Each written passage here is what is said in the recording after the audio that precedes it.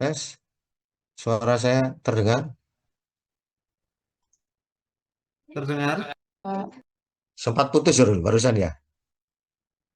Iya, Pak Suwana telepon. Oh, terus gimana? Pak Ono udah nyampe? Sudah di belakang, di jalan baru. Oh, ya udah. Jadi gitu ya, mohon maaf ada gangguan. Jadi mitra utama kepabean itu singkat MITA adalah jenis fasilitas pelayanan kepabean yang muncul pada era reformasi birokrasi Kementerian Keuangan pada tahun 2007. Perlakuan fasilitas ini awalnya hanya diberikan khusus di kantor pelayanan utama KPU, Bea Cukai, Bea dan Cukai, tepatnya di KPU Tanjung Priok sebagaimana yang saya katakan tadi ya.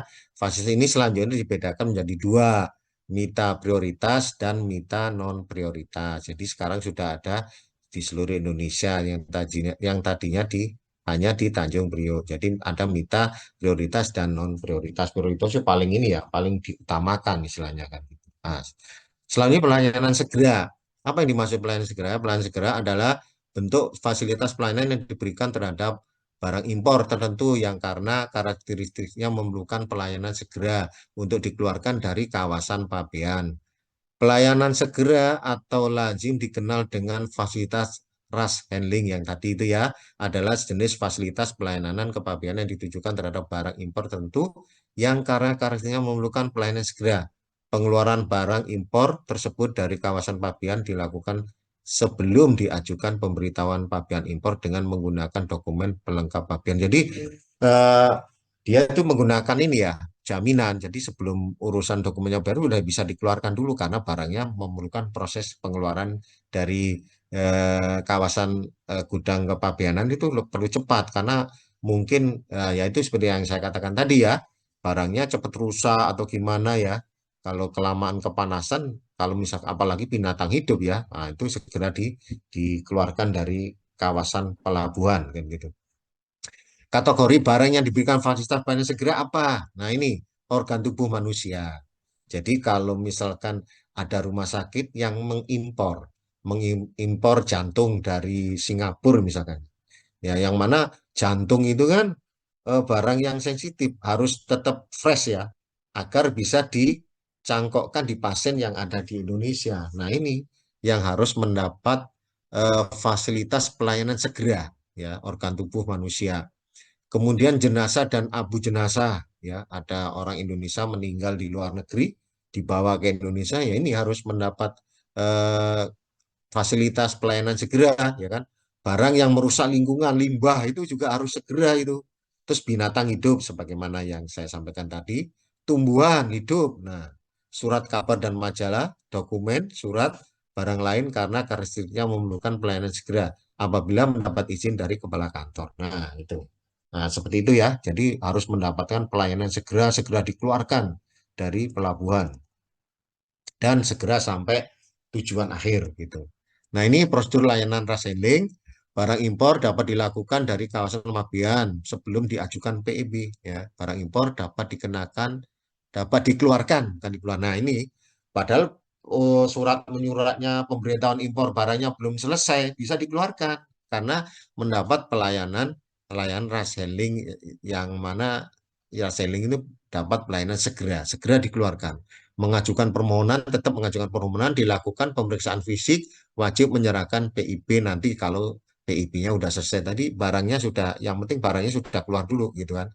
Sanksi dan denda nanti dipelajari sendiri sesuai dengan apa yang saya sampaikan ini ya. Kemarin sanksi denda apabila terjadi pelanggaran ya dan lain sebagainya. Itu ada sudah saya tulis rumusnya.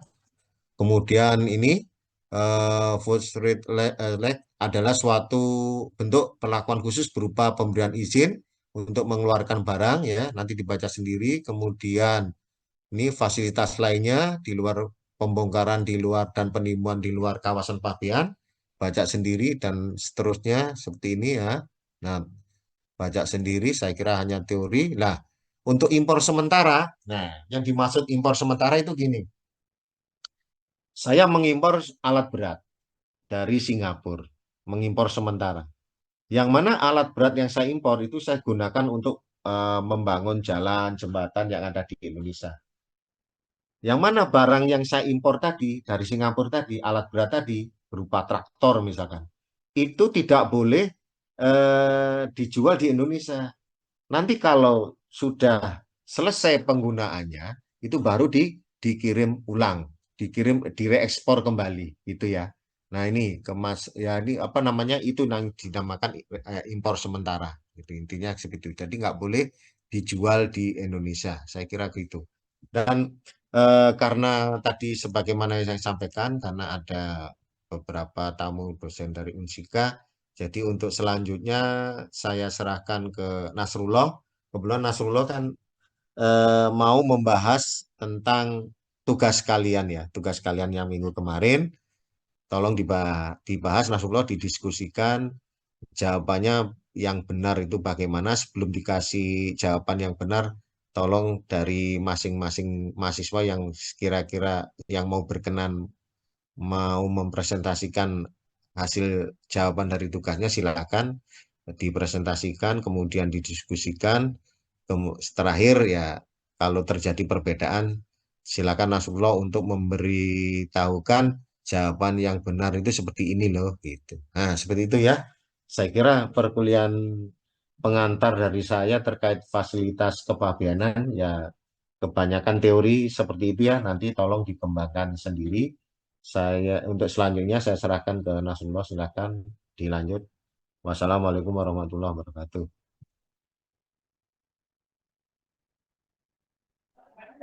Oke, selanjutnya saya eh, yang melanjutkan teman-teman. Di sini saya mau ini ya, mau pakai sistem buat bahas mata kuliah ini eh, presentasi ya teman-teman. Jadi nanti saya mau satu orang, ketika ada satu orang yang saya presentasi, nanti saya mau dua orang untuk eh, menanggapi ya, menanggapi hasil presentasi jawaban teman-teman. Kemudian jika ada perbedaan, saya minta dua orang ini untuk eh, melakukan koreksi ya, koreksi atas jawaban teman-teman. Kemudian eh, intinya silahkan apa ya, berkomunikasi ya mengenai tugas ini. Oke, eh, untuk presentasi semuanya kebagian karena hanya ada 15 orang di sini. Saya harap semuanya bisa share screen. Kalau ada yang tidak bisa share screen, bisa minta tolong temannya atau kirim ke saya jawabannya. Saya bantu share screen. Nantinya eh, saya ambil masing-masing orang yang presentasi, saya ambil dua nilainya ya. Kemudian untuk yang memberikan koreksinya, saya berikan nilai tambahan satu. Silahkan, eh, apakah ada yang mau presentasikan terlebih dahulu atau saya tunjuk?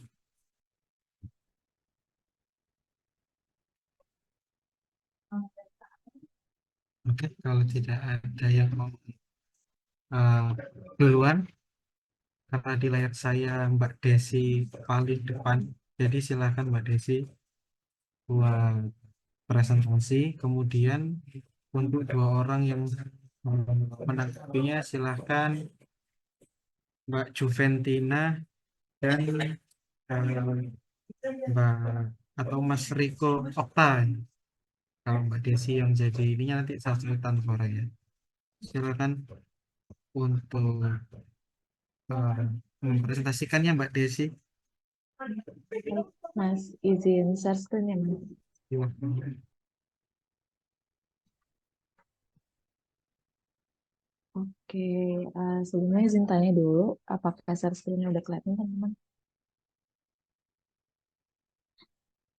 Udah ya?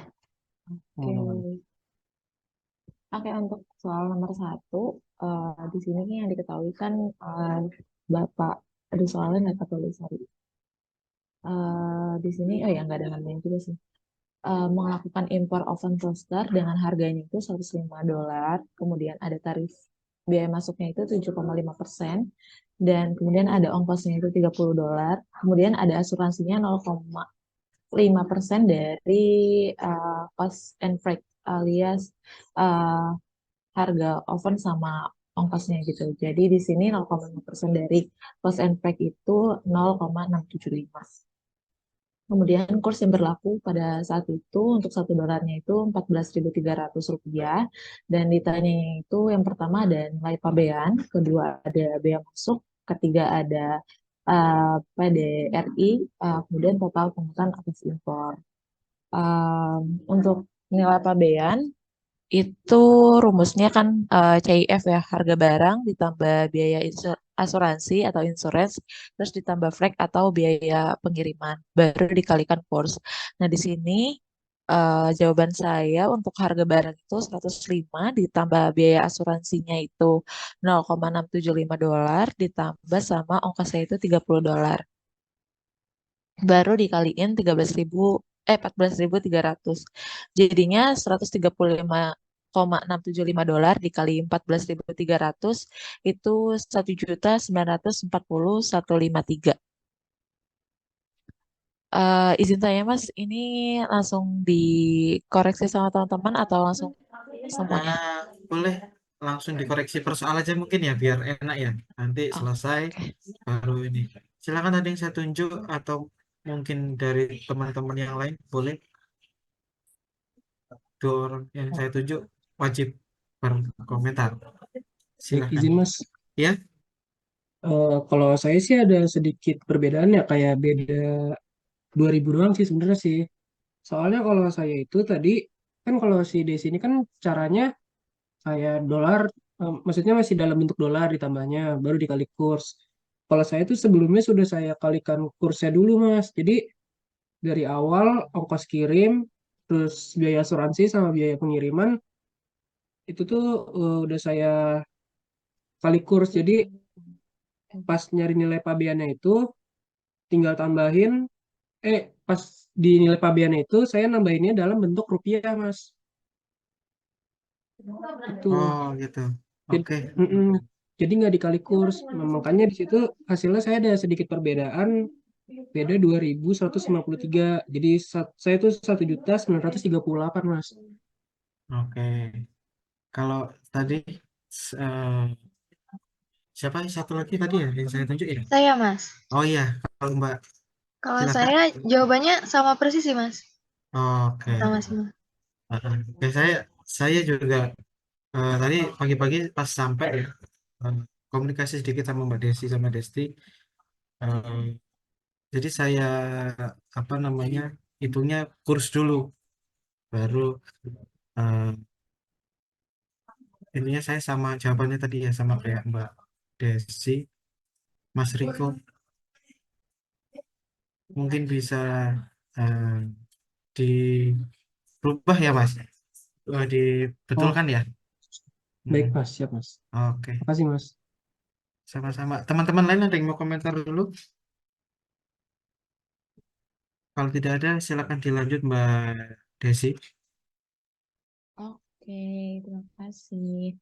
Kita lanjut ke bea masuk. Untuk bea masuk ini, rumusnya itu dari tarif bea masuk dikali sama nilai pabean, di mana tadi yang diketahui untuk tarif bea masuk itu, oh sorry, nggak masukkan, 7,5%. Kemudian ada nilai pabeannya, loh kok ini segini? Untuk nilai pabeannya tipe ya teman-teman, sorry. Seharusnya 1.940.153. Terus di sini ya rumusnya udah sesuai. Oh ini udah.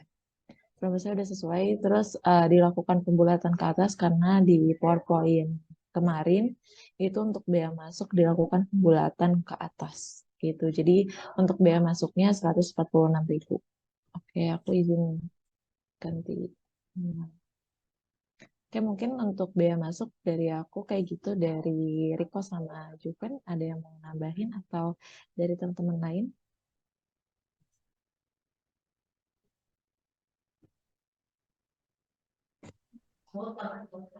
Gimana jawaban dari Mas Riko dan Mbak Juventia? Kalau Sama, saya Mas. sama sih. Oke, sip. Jadi Atau teman-teman yang lain ada yang mau eh, Izin, Mas. ya boleh. Apabila pembulatannya itu sampai dengan 511 aja itu gimana ya? 145 511 gitu Mbak. Iya, Mas. Nggak apa-apa. Berarti sama ya jawabannya ya. Iya. Oke. Oke, kalau gitu dilanjut Mbak Desi. Oke, kemudian untuk PDRI itu ada yang pertama PPN dihitung pertama dengan tarif saat ini yang berlaku itu 11%. Kemudian untuk di sini tuh dikalikan dengan nilai impor. Nah, nilai impor itu dihasilkan dari nilai pabean ditambah biaya masuk. Jadi 11% dikali 1.941.153 ditambah 146.000. Jadi nilainya 229.477. Dari aku kayak gitu, dari Juven atau dari Riko atau dari teman-teman yang lain, apakah ada yang mau memberikan tanggapan? Paling kalau aku PPN-nya dibuletin jadi 229.000. Itu aja sih yang beda. Oke. Sama sih, cuma tadi emang salah di awalnya aja yang nilai pabeannya. Cuma pas sudah diganti hasilnya sama kok. Oke. Kalau saya buletin ke ini ya teman-teman. 229.500. Jadi mungkin ya teman-teman ini ya hanya bedanya di pembulatan saja mungkin ya. Gak apa-apa. Mbak Desi kalau untuk pembulatan ini biasanya ketentuannya gimana Mbak Desi ya? Saya kan soalnya agak agak kurang ini nih, kurang paham mengenai pajakan ya kan. Mungkin bisa diberikan informasi. Mungkin kalau untuk PPN sependek pengetahuan saya itu tidak ada pembulatan ya. Kalau untuk PPN karena di contoh yang kemarin Bapak jelaskan juga nggak ada pembulatan sih di PPN-nya Pak. Mas. Jadi kalau misalnya emang ada pembulatan, mungkin pembulatannya akan dilakukannya ke atas gitu. Jadi 229.500. Jadi nggak ada pembulatan ke bawah gitu sih. Oh gitu ya. Jadi waktu waktu sempat ikut brevet yang saya tangkap cuma pokoknya kalau 5 ke bawah itu dibulatinnya berarti 0 ya kan. Kalau pembulatannya 5 ke atas berarti eh, naik 1. Jadi beda-beda ternyata ya Mbak ya setiap ininya ya. Oke. Oke, kalau gitu terima kasih Mbak Desi, Mas Riko dan Mbak Juve. Yang kemudian selanjutnya silakan Mbak Destia Rizka yang duduk di sampingnya Mbak Desi. Oke, izin stop share. Mas, sebentar izin share screen.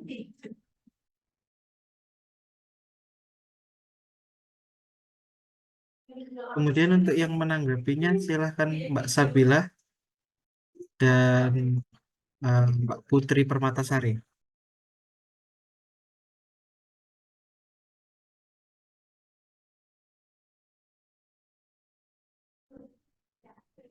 Oke, baik. Mas izin untuk mulai presentasinya.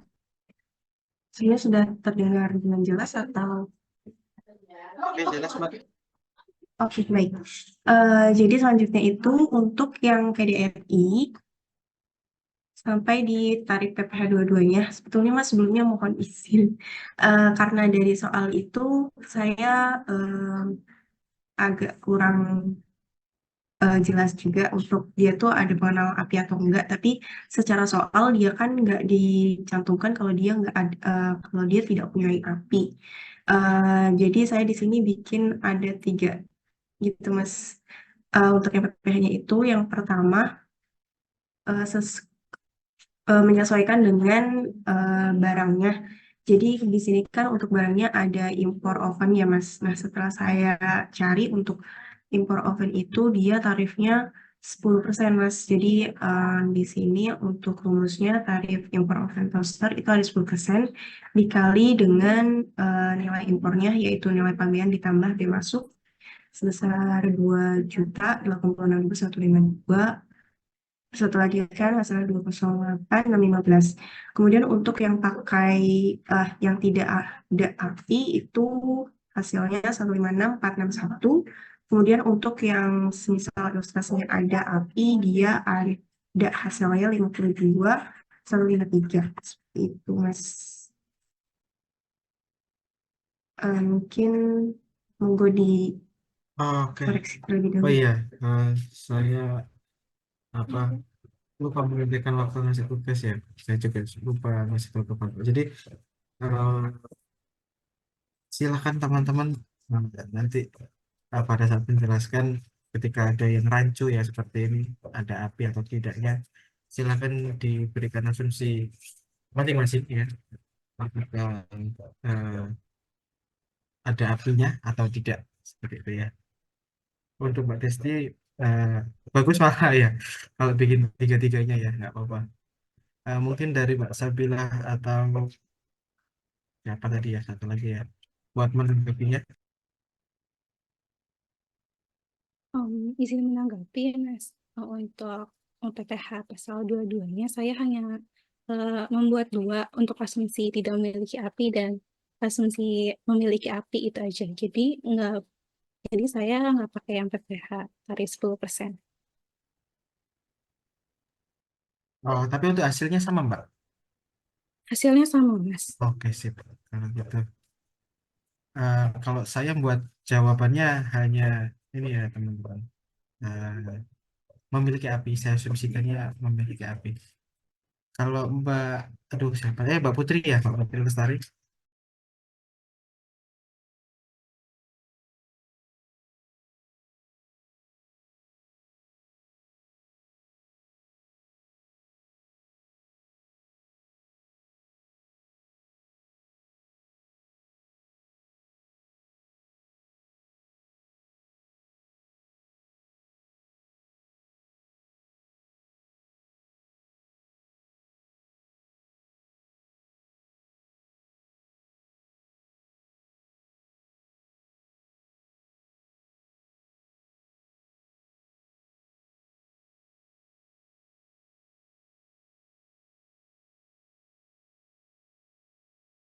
Tadi yang pertama gimana Mbak?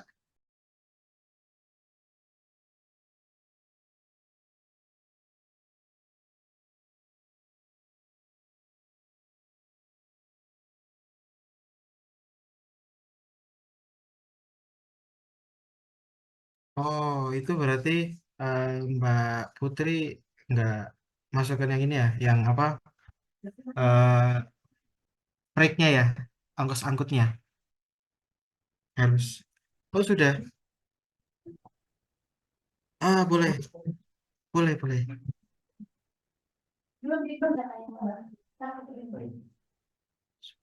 Nama artinya Pak Bambang tuh apa sih? Enggak, deh, namanya ada kopnya enggak?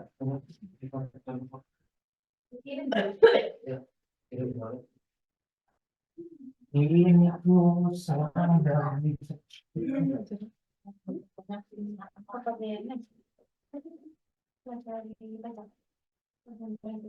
sebentar, bentar. Coba di zoom lagi Pak, itunya, tabelnya.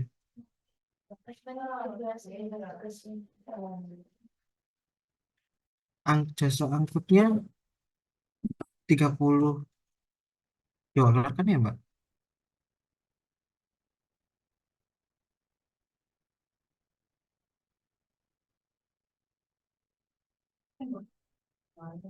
Coba lihat rumusnya Mbak.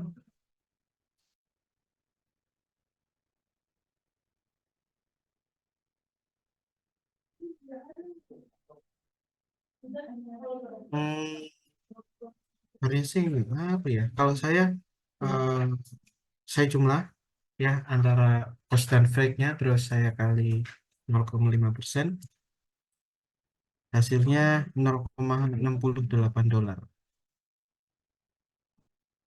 Kemudian kalau di rupiah, oh itu dirupiahkan ya Mbak? Mbak siapa tadi? Mbak Putri dirupiahin ya? Hmm. Ntar saya juga ngerjain kalau gitu. Mungkin izin masuk, Mas. Iya Dan boleh Mbak Mbak Desti. Putri, Desi, mohon maaf. Oke, mungkin izin bantu koreksi ya. Untuk Mbak Put, ini baru masukinnya tuh nilai yang $105 aja, Put. Jadi untuk frag-nya belum dimasukin. Kan frag-nya itu $30 ya. Dan ketentuan di soalnya itu tuh asuransinya itu dari cost and flight gitu. Jadi 0,5-nya ini tuh dari $105 ditambah $30 dulu. Itu sih kalau dari aku. Yes. Oke. Ya.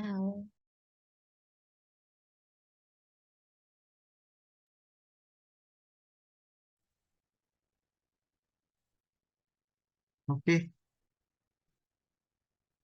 sama-sama. Tapi Mbak Desi jawabannya berapa Mbak? Hasil apa nilai asuransinya berapa? 0,68 bukan dolar. Mbak Desi. Iya, kalau di pembulatan 0,68. Oh ya udah kalau gitu. Teman-teman yang lain ada komentar mungkin? Ya kalau nggak ada dilanjut Mbak Desti. Oke, baik Mas. Izin share screen kembali ya Mas.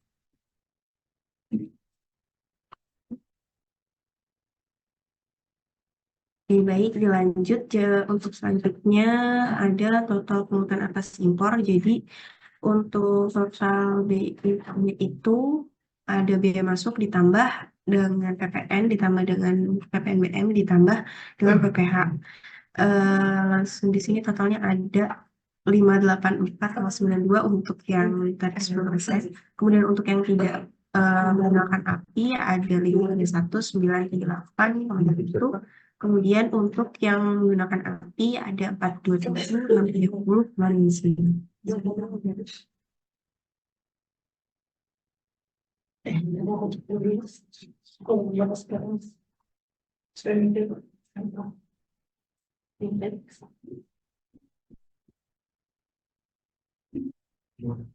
Oke, kalau dari Mbak Putri dan Mbak Sakila atau teman-teman ada apa lagi ya? Mas, boleh izin menanggapi. Iya boleh. Itu yang 10% itu tarifnya dilihatnya dari lampiran mana ya?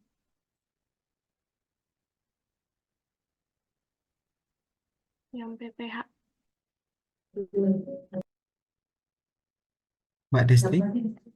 Ya, izin menjawab ya Mas dan teman-teman semuanya. Jadi tuh kemarin saya dari penjelasan Bapak itu menangkap kalau ketika kita impor itu kita tergantung dengan jenis barangnya juga. Jadi jenis barangnya itu apa. Terus kemarin saya cari untuk yang dari tarif impor oven itu, ini tarifnya berapa gitu kan. Terus saya dapat impor oven itu dia tarifnya 10% gitu. Di Google sih, Zahra. Oh iya, kemarin kan juga sempat nyari ya. Itu tuh sama mau nanya juga. Sempat nyari. Itu tuh ada 2 tarif, yang 10% sama yang 7,5%. Boleh izin share screen nggak, Mas? Oh ya, Iya, boleh. boleh. Hmm.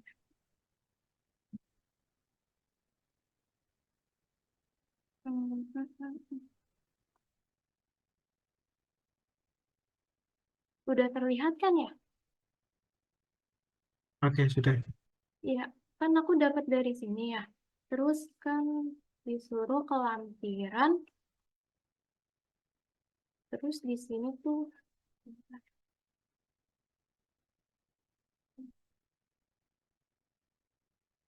nah, di sini kan nggak ada yang toaster. Otomatis kan nyarinya yang oven. Nah, di situ itu ada 2 tarif. Yang lampiran pertama itu yang 10%, yang kedua itu yang 7,5%. Nah, mau nanya itu tuh cara nentuin itu masuk ke 10% sama 7,5% tuh dari mana ya?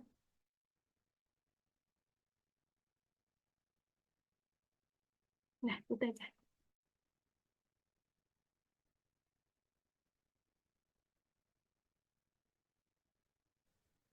Izin masuk mungkin boleh sharing dulu Ara biar kita bisa telah bareng-bareng. Benar-benar.